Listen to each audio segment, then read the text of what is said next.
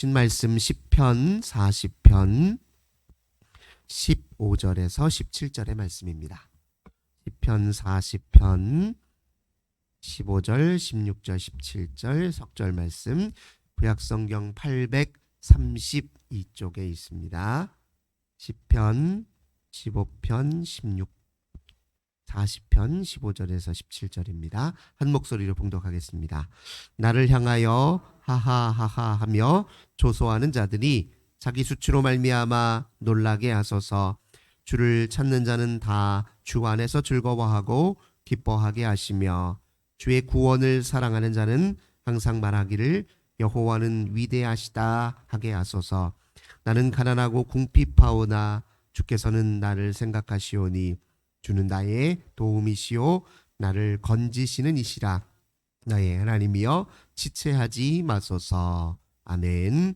오늘도 주님과 함께 하루를 시작하시는 우리 모든 성도님들, 하나님께서 하늘의 크신 은혜와 평화 가득 부어주시길 주님의 이름으로 기원합니다. 오늘 본문 말씀 통해서 나를 생각하시는 주님, 이런 제목으로 함께 은혜 나누겠습니다. 다윗은 오늘 본문을 통해서 분명하게 고백합니다. 그는 자신의 처지를 비관하기보다 여호와 하나님을 긍정하고 소망하는 데 힘썼다는 사실을 오늘 본문을 통해서 우리는 확인할 수 있습니다. 우리가 직면해 있는 그 상황이 아무리 험난하고 어려울지라도 우리를 생각하시고 주목하여 바라보시고 또 우리에게 관심을 두시고 우리를 사랑하시는 주님께 더욱더 집중하며 살아야 될 사람들이 바로 우리라는 사실을 다윗은 일깨워주고 있습니다. 그가 얼마나 비참한 처지에 놓여 있는지 우리는 잘 알고 있습니다. 그가 왕위에 등극하기 전까지 그의 삶은 늘 쫓겨다니고 도망 다녀야 됐고 자기 목숨을 지키는데 힘써야 했습니다. 오늘 본문에서 다윗은 주변 사람들이 자기를 가리켜서 하하 호호 이렇게 조소하면서 조롱하였다, 이렇게 얘기합니다. 네 하나님이 어디 계시냐? 네 하나님이 계시다면 네가 이렇게 궁핍한 처지에 여전히 이렇게 내버려 두시는 거냐? 이렇게 조롱하고 조소하는 소리를 다 듣고 그것을 견디고 살아야 했던 세월 뒤 다윗은 무려 13년의 세월을 그리했습니다. 뿐만 아니라 그는 자신을 가리켜서 가난하고 궁핍하다 이렇게 얘기했습니다. 이게 이제 단순히 가진 형편을 말하는 것이 아니라 자기가 처해 있는 상황을 이렇게 가난과 궁핍으로 표현했다는 것입니다. 인간이 자기 심령이 가난하다 느낄 때가 있지요. 그럴 때가 언제입니까? 사방팔방을 다 둘러봐도 희망이 잘 보이지 않는 그런 상황을 때 이제 우리를 묘사할 때 나는 가난하다, 궁핍하다 이렇게 이야기합니다. 그러나 다윗은 그런 상황에 매몰되어 있지는 않았다는 것이죠. 그런 상황에 그저 비관하고 자기 마음을 치면서 가슴을 치면서 주저앉아 있는 데만 힘쓴 것이 아니라 자기를 생각하시고 기억하시고 돌보실 하나님께 집중하는 데도 힘썼다는 겁니다. 주 하나님을 긍정하고 희망하는 일이 더 우선적이었기 때문에 그가 위기를 넘길 수 있었다는 사실을 우리가 기억할 필요가 있습니다. 주님께 더욱 집중된 삶을 사는 사람들은 어떠하냐? 40편 1절 보니까 다윗이 이렇게 고백합니다. 내가 여호와를 기다리고 기다렸더니, 이렇게 표현합니다. 여호와 하나님을 기다리는 일에 아주 능하다는 거예요. 주님께 집중된 삶, 주님을 기다리는 사람, 기다리는 일에 집중하는 것이다, 이렇게 기억할 필요가 있습니다. 우리가 기도할 때 주의 이름을 부르잖아요. 근데 이게 누구나 다 주의 이름을 부르며 기도를 시작하는데 사실 기도의 가장 중요한 단계가 바로 주의 이름을 부르는 것입니다.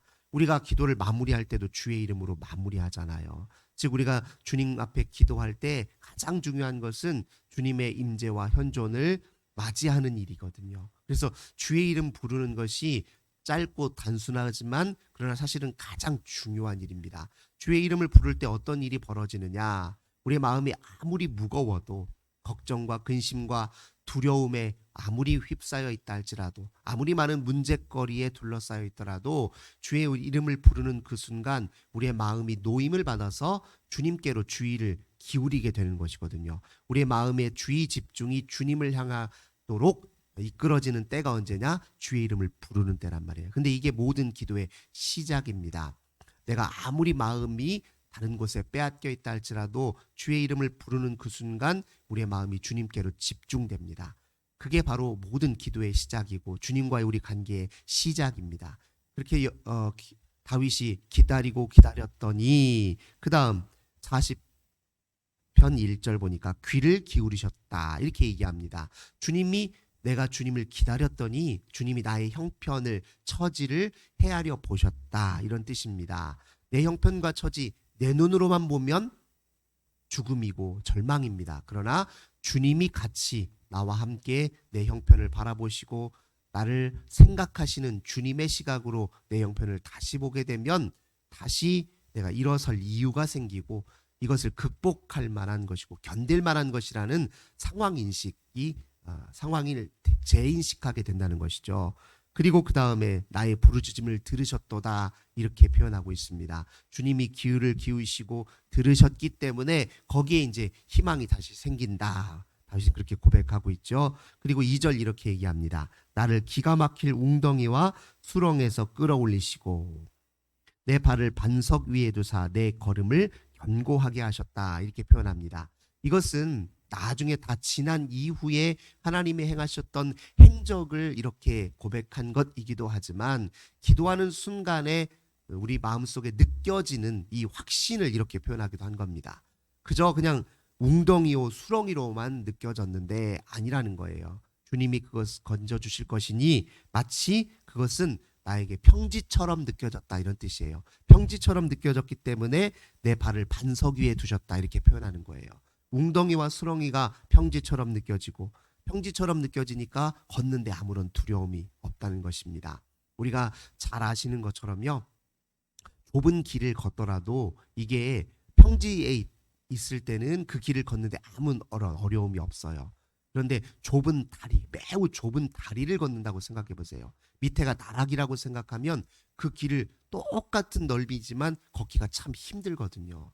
근데 우리가 주님께 시선을 고정하고 주님께 집중된 마음으로 우리의 현실을 다시 바라보게 되면 그전에는 그렇게 비틀거리고 넘어질 것 같고 다 죽을 것 같지만 주님께 마음과 마음이 결합하여 상황을 재인식하게 되면 걸을 만한 길로 바뀐다는 것입니다. 그러니까 높은 다리 위에서 좁은 길을 걷는 그런 느낌으로 내 인생을 살다가 주님께 내 마음을 메어두고 주님께 시선을 집중하다 보니까 마치 평지에 있는 길처럼 느껴진다는 겁니다. 그래서 내 걸음을 견고하게 하셨다. 다윗이 그렇게 표현하고 있습니다. 뿐만 아닙니다. 3절 보니까 새 노래 곧 우리 하나님께 올릴 찬송을 내 입에 두셨으니 많은 사람이 보고 두려워하여 여호와를 의지하리로다 이렇게 표현해요. 주님께 내 마음을 묶어두었더니 어떤 일이 벌어지냐. 전에는 나를 조사하고 해오려는 사람들을 내가 두려워 떨고 있었는데 이제는 주변 사람들이 오히려 나를 통해서 여호와 하나님을 두려워하게 되었다 이렇게 말합니다. 두려워하는 존재에서 두려움을 끼치는 존재로 다시 설 수 있도록 도와주셨다. 본문이 이렇게 표현하고 있습니다. 그러니까 두려워 벌벌 떨어서 움츠러들어야 될 이가 하나님과 함께 있으니 하나님께 그 마음을 집중하여 사니 오히려 찬송 소리가 절로 나오면서 누가 보더라도 저 사람 지금 저런 형편에 지금 저렇게 궁지에 몰렸는데도 저렇게 찬송소리 웃음소리가 나오는 게 가능이나 한가 하고 사람들이 오히려 다윗 때문에 당황하고 그렇게 기도하는 이 때문에 찬송하는 이 때문에 당황하게 되는 모습을 이렇게 지금 묘사하고 있는 것입니다. 그러면서 다윗이 이제 앞으로는 제가 그저 나의 상황이나 내가 처져 있는 이 처지만 살펴볼 것이 아니라 내가 주님께서 내게 행하시는 일에 더욱 집중하겠습니다 하면서 5절에 이렇게 고백합니다. 여호와 나의 하나님이여 주께서 행하신 기적이 많고 우리를 향하신 주의 생각도 많아 누구도 주와 견줄 수가 없나이다. 내가 널리 알려 말하고자 하나 너무 많아 그 수를 셀 수가 없나이다. 주님이 행하신 기적, 주님이 나를 향해 품고 계신 놀라운 계획과 섭리, 내가 여기에 보다 집중하여 내 인생을 이제 바라보고 내 인생의 모든 측면들을 다 하나님의 계획 속에 섭리 속에서 보도록 내가 노력하겠습니다. 거기에 힘을 쓰겠습니다. 다윗이 지금 이렇게 고백하고 있습니다. 그렇게 사는 사람들은 어떤 또 특징이 있냐면 단순히 예배를 드리는 것으로 머물러 있는 것이 아니라 그 예배를 드리는 하나님의 거룩한 뜻을 실천하고 또 그 뜻을 이루기 위해서 힘쓰는데도 노력한다. 본문 그것을 어떻게 표현하고 있냐면 6절은 이렇게 얘기합니다. 주께서 내 길을 통하여 내게 들려주시기를 제사와 예물을 기뻐하지 아니하시며 번제와 속죄제를 요구하지 아니하신다 하시리라. 이게 무슨 말이냐면 예배를 드리지 말라라는 뜻이 아니라 예배를 드리는 것으로 그치는 것이 아니라 8절 나의 하나님이여 내가 주의 뜻 행하기를 즐기오니 주의 법이 나의 중심에 있나이다. 예배하는 하나님, 그 하나님의 법을 중심에 두고 그 뜻을 이루는 일에도 내가 힘쓰며 살겠다. 이렇게 다윗이 지금 고백하고 있습니다. 그 다음에 10절 내가 주의 공의를 내 중심에 숨기지 아니하고 주의 성실과 구원을 선포하였으며 내가 주의 인자와 진리를 많은 회중 가운데서 감추지 아니하였나이다.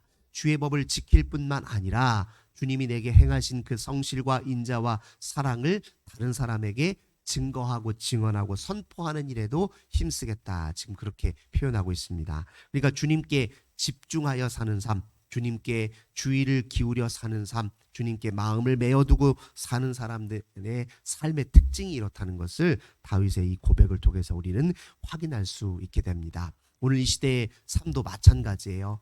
다윗이 처해있던 형편처럼 그렇게 극간의 고통에 있지 아니하더라도 오늘 우리를 위협하고 있는 상황들이 있지요. 오늘 내가 넘어질 만한 그런 현실들이 분명히 있습니다. 그러나 다윗이 자기 자신의 그 저지를 비관하는 데 그치지 않고 주를 긍정하고 소망했듯이 우리도 다윗처럼 똑같이 주를 긍정하고 소망하는 데 힘쓰는 것이 오늘 이 시대를 살아가는 이 신앙인들의 바른 자세라는 사실을 우리가 반드시 기억할 필요가 있습니다. 우리의 마음이 아무리 요동친다 할지라도 주님의 이름을 부르며 주께 집중하기만 한다면 주님이 우리의 마음을 잡아주신다. 이렇게 굳게 믿으시기 바랍니다. 내 마음을 움직이시는 분은 여호와 하나님이십니다. 내 마음을 다스릴 분도 여호와 하나님이십니다. 하나님을 의지하는 것이 세상에서 자기 살궁리를 찾는 것보다 훨씬 더 지혜로운 일입니다. 스스로 자기 인생길 찾기 위해서 살 길 찾기 위해서 애쓰고 수고하는 것보다 하나님을 찾고 기다리는 일이 우리 인생에 더 유익한 일이고 그게 더 우리의 생명에 더 나은 일임을 우리가 반드시 기억해야 될 것입니다. 그래서 믿는 자들이 해야 될 일들은 주님께 어떻게 하면 보다 더 주의 집중하며 살 수 있을까 여기에 힘쓰는 일이에요. 주님께 주의 집중하는 것은 이제 훈련을 필요로 합니다. 하나님과 함께 시간을 일부러 내어서 하나님과 함께하는 시간을 의도적으로 갖고 내가 다른 무엇보다 예를 들면 해야 될 일도 잠시 뒤로 하고 그리고 지금 당장 내 마음속에 급하다 여기는 일들도 조금 내려놓을 줄 알아야 됩니다. 그 어떤 일보다 주님을 모시는 일이 가장 급한 일이에요. 가장 중요한 일이에요. 당장에 하나님 없어도 내가 지금 이 일을 해결하면 당장의 걱정은 없어. 아니요. 주님을 잃어버리는 것만큼 큰 일이 없다는 사실을 인식할 필요가 있습니다. 오히려 주님을 가장 모시는 일, 기다리는 일이 내 인생에 가장 급하고 중요한 일이다. 이렇게 관점을 전환시켜 사는 삶이 필요합니다. 우리가 이런 얘기 흔히 하잖아요. 아무리 급한 일이라 할지라도 우리가 호랑이에게 잡혀가는 일이더라도 정신만 차리면 그 정신을 차린다는 말이 무엇입니까? 내 생명의 주인 되시는 주님을 기억하는 일이고 주님께 주의 집중하는 것과 똑같거든요. 그렇게 주님께 정신을 차려 주의 집중할 수 있으면 주님이 우리에게 살 길도 보여주시고 갈 길도 열어주시고 또 우리 생명의 위협으로부터 우리를 건져주신다는 사실을 우리는 반드시 경험할 수 있을 것입니다. 우리 하나님은 어떤 분이시냐? 시편 139편 기자는 뭐라고 얘기합니까? 우리가 스올에다가 인생의 가장 어두움을 직면하고 땅속 깊은 지하세계를 상징하는데 스올의 자리를 펴더라도 주님은 거기 같이 계시는 분이라는 거예요.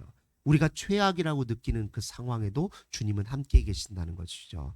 우리가 도저히 이겨낼 수 없을 것 같다 하는 그 순간에도 주님이 같이 계셨다라고 시편 기자가 고백하고 있지 않습니까? 바닥 끝에 내 자리를 펴더라도 주님은 거기에서 함께 계셔서 오른손으로 나를 붙잡으신다 그렇게 이야기하고 있습니다. 그러니 주님은 어디든 계시고 어디든 내가 있는 곳에 있는데 나는 항상 주님이 있는데 내 마음을 두는 게 아니라 엉뚱한 곳에 내 마음을 두고 시선을 둔다는 거예요. 그러니까 주님을 늘 기다리는 게 오히려 우리가 주님을 기다리는 게 아니라 사실은 주님이 우리를 늘 기다리신다는 거예요.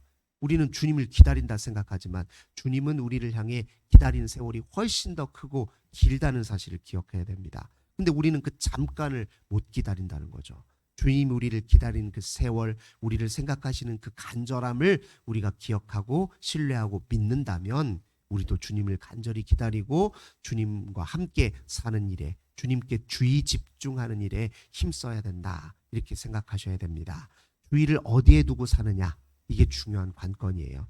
주님께 우리의 주의와 시선을 두고 사는 것이 그게 모든 인생의 궁극적 위협으로부터 우리를 건져내고 생명의 길로 가는 가장 중요한 비결이다. 오늘도 다시 한번 이 마음에 새기셔서 주의 이름을 부를 때에 좀 더 간절하게, 주의 이름을 부를 때에 주의 임재하심을 먼저 구하시고, 주의 이름을 부르실 때 주님과 오늘도 동행하기를 간절히 소원하시고 고백하시는 저 우리 모든 성도님들 되시길 주님의 이름으로 기원합니다. 참 좋으신 주님 감사드립니다. 다윗은 간절한 마음으로 주의 임재하심을 기다렸습니다. 자기 처지를 상황을 바라볼 때 비참하고 또 얼마나 그 상황이 힘들었을까 우리 짐작할 수 있습니다. 그러나 다윗은 주님을 바라보고 우리를 생각하시고 우리에게 늘 관심과 시선을 두시는 주님께 주의 집중하여 자기 상황을 재인식하고 또 모든 삶에서 오히려 주님을 찬송하는 일에 힘썼다는 것, 주의 놀라우신 기적과 은혜를 자랑하고 선포하는 일에 힘썼다는 것을 우리가 이 말씀을 통해 다시 한번 확인하게 됩니다. 오늘 우리도 주님께 주의 집중하며 사는 일에 최우선 두게 하여 주옵소서. 급한 일도 많고 처리해야 될 일도 많지만 하나님을 찾는 일보다 앞세우지 않도록 저희 중심을 꼭 붙잡아 주시옵소서. 오늘도 주님과 동행하며 우리의 모든 인생을 하나님 의연하게 대응하고 담대하게 이겨나갈 수 있도록 함께해 주실 걸 믿고 감사드리며 주 예수님의 이름으로 간절히 기도드립니다. 아멘. 오늘도 환우들을 위해서 기도하겠습니다. 우리 가정의 자녀들, 나라와 민족을 위해서, 불안당한 이웃을 위해서 간절히 기도합시다. 주님 감사합니다.